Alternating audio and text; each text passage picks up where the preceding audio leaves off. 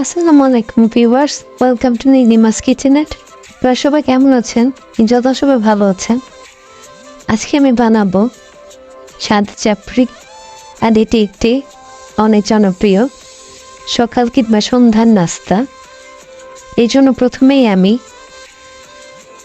Half cup পরিমাণ আতপ চাল আর 1 কাপ পরিমাণ সিদ্ধ ভাতের চাল একসঙ্গে ভিজিয়ে রেখেছিলাম 4 ঘন্টার মতো।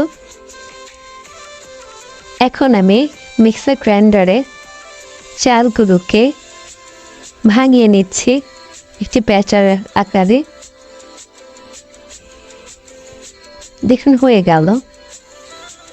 এখন আমি একটি মিক্সিং বোলের মধ্যে ব্যাটারের মধ্যে সামান্য একটু লবণ আর রুম টেম্পারেচারে থাকা পানি দিয়ে একটি ব্যাটার রেডি করে নিচ্ছি।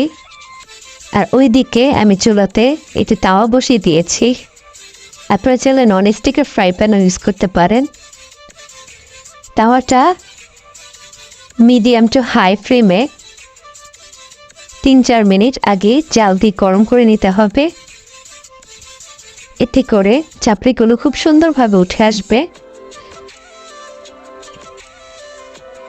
এখন আমি তাওয়ার মধ্যে 1 টেবিল চামচ পরিমাণ ব্যাটার দিয়ে দিচ্ছি। চামচের সাহায্যে ঘুরিয়ে রাউন্ড শেপ করে নিতে হবে। এখন আমি একটি ঢাকনার সাহায্যে ঢেকে দেব। আর ঠিক 2.5 মিনিট পরে আমি চাপড়িটি তুলে নেব। এখন আমি ঢাকনাটি উঠিয়ে নিলাম। মাঝে মাঝে ফুলে গেলে ভয় পাবার কিছু নেই। চামচের সাহায্যে একটু ছিদ্র করে দিলে ঠিক হয়ে যাবে। আর আপনারা যদি সফট খেতে চান তাহলে 2 মিনিটের সময় তুলে ফেলবেন। আর যদি একদম পূর্বাঞ্চলের হোটেলের স্টাইলে খেতে চান মচমচে ক্রিস্পি, তাহলে ঠিক 2.5 মিনিট চাপড়িটি হাই ফ্লেমে রাখতেই হবে। এতে করে সাইডগুলো বাদামি হয়ে আসবে, ভয় পাবার কিছু নেই। নিচে যখন ব্রাউন হয়ে আসবে তখনই হয়ে যাবে। আর যদি চাপড়ি নতুন বানিয়ে থাকেন, ভয় লাগে তোলার ব্যাপারটা, সেক্ষেত্রে সামান্য একটু অয়েল ব্রাশ করে নিতে পারেন।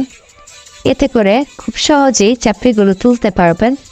আর ভিডিওটি কার কেমন লাগলো লাইক কমেন্ট শেয়ার দিয়ে আমাকে জানাবেন। আর যদি ভিডিওটি ভালো লেগে থাকে শেয়ার করবেন। সবাই ভালো থাকুন, সুস্থ থাকুন। নিনিমাস কিচেনেটের সঙ্গে থাকুন। পরবর্তী ভিডিওটি দেখার জন্য আমন্ত্রণ রইল। আল্লাহ হাফিজ।